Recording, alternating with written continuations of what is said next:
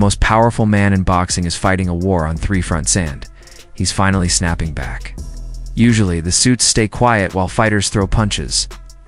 But right now, WBC President Mauricio Sulaiman is under fire. The world's top pound-for-pound fighter is screaming at him on Instagram. A corporate exec is calling him a beggar, and millions of fans accuse him of rigging the system.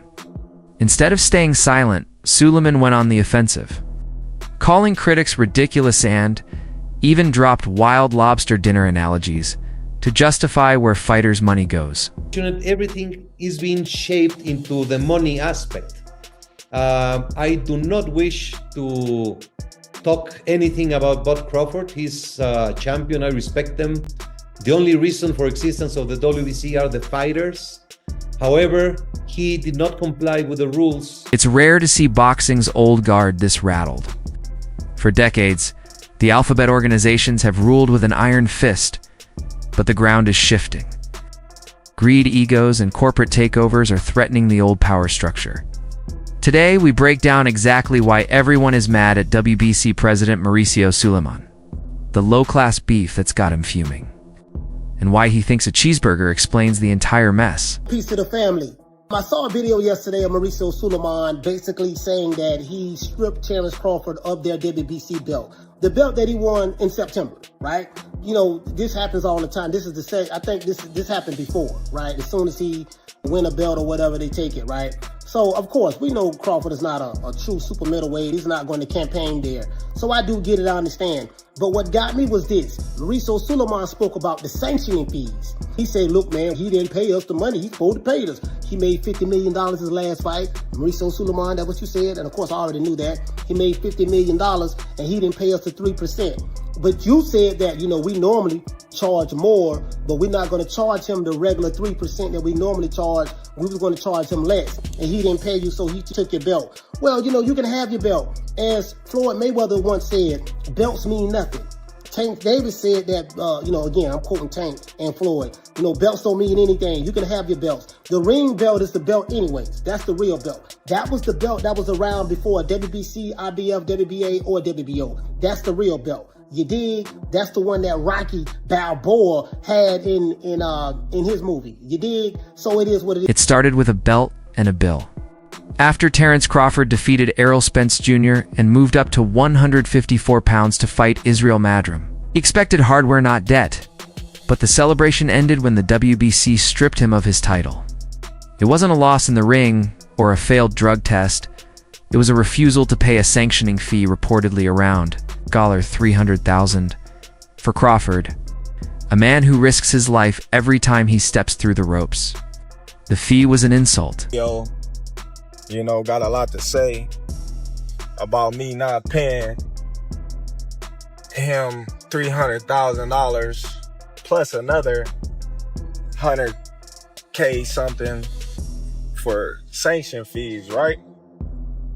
They ain't gonna tell me. I ain't even apologize. Like, who the fuck you think I am? Boy, you better slap your fucking self. Ain't paying your ass shit. Fuck you talking about pay you $300,000. What makes you so motherfucking better than any of the other sanctioned bodies? Huh? Answer that question. What makes you better than the WBO, the IBF, or the WBA? Everybody accepted what I was giving them. But you, the WBC, think that you better than everybody, don't you? So since you, the WBC, and you got the fucking green belt, which don't mean fucking shit, the fucking real belt is the ring belt, which is free, motherfucker. What are you talking about? You want me to pay you more than the other sanctioned bodies because you feel like you better than them. How in the world all the sanctioned bodies agreed to the same amount, but you sit your motherfucking ass up there and say that I need to apologize to you? The fuck? You can take the fucking belt. It's a trophy anyway. The fuck am I paying you every time I step foot in the fucking ring? Crawford didn't take it quietly.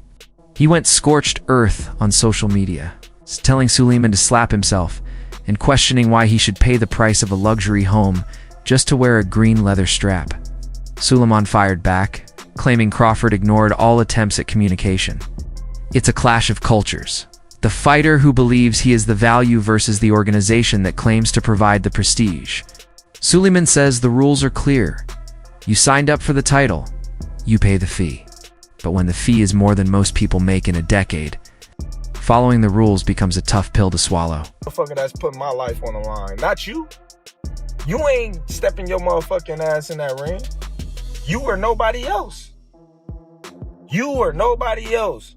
So why should I have to pay to carry your belt? You should be paying me. If you want to be truthful, you should be paying me. I don't see, it irks my nerves how this dude gets on a plane, gets a hotel suite, him and his buddies, they go out to dinner, 5-star meals, all that, you know, and guess who gotta pay for it? Us fighters. We paying for y'all to come out here, have the time of y'all life, stay in the best hotels of y'all life, and it's all done on our dime. It's done on our dime. Do that sound right? So, where does that cash actually go? Here's where it gets bizarre. To justify the massive fees, WBC President Sulaiman borrowed an analogy from promoter Eddie Hearn. He compared boxing to a luxury dinner. Order lobster and champagne. Don't expect a McDonald's price. In his view, the WBC is the lobster premium product that commands a premium price. He claims the money funds the unseen side of the sport, medical research, its anti-doping programs, and insurance for retired fighters.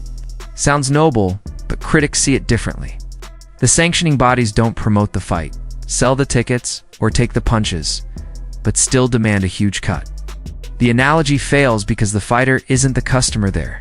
The chef, the waiter, and the meal, all at once. Gold penny that comes into the WBC goes back to boxing. We have employees all around the world. We have operations. Every fighter who steps into the ring has a life insurance provided by the WBC, medical insurance provided by the WBC. We have the Jose Sulaiman Boxers Fund, the WBC Cares Foundation.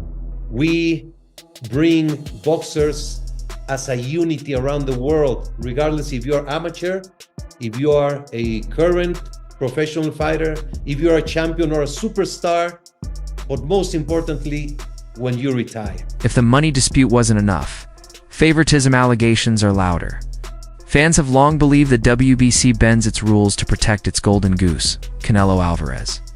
The biggest example, David Benavidez, the dangerous mandatory challenger who waited 2 years for a shot at Canelo's 168 lb title, a shot that never came. We've heard you before say that these things aren't really about money. When we look back at a guy like Canelo Álvarez, who was mandated to fight David Benavidez on several occasions, he didn't. That's inaccurate. He didn't fight him for one reason or another. No. Canelo was never mandated. When he had to fight Benavidez decided to move up to light heavyweight. There is a huge discrepancy between what a media or a fan wants to see and the actual, and you can look back at all reports. I'll be happy to share with you.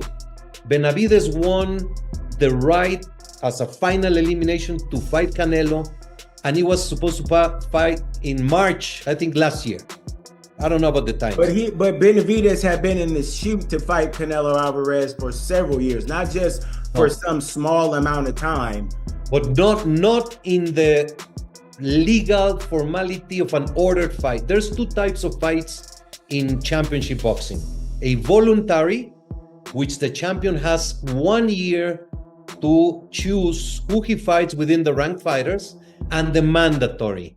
You cannot be mandatory unless you are formally notified you are the mandatory challenger. We notified Benavidez he was a mandatory for the year period. And that fight, everybody wanted to see. I still want to see Benavidez Canelo. Okay. But within that year's period though, a lot of fight fans, a lot of pundits were critical of you of not stripping Canelo Alvarez as quickly as the Terence Crawford stripping over a span of 2 fights. For whatever reason, if it wasn't about the money. No, it's a completely different case and scenario. We stripped Canelo when he didn't fight Golovkin. 2017. When we ordered Canelo to fight Golovkin, he said no, we stripped him. Sulaiman let Canelo hold the belt hostage, freezing out the division's most dangerous threat. Sulaiman denies it, arguing no rules were broken because Benavidez moved up to light heavyweight before the mandatory deadline. He even points out that he stripped Canelo in 2017 for refusing to fight Gennady Golovkin. According to him, the Canelo Protection Program is just a myth created by impatient fans who don't understand the legal complexities. But to the public, it seems rules apply strictly to fighters like Crawford, while superstars get exceptions.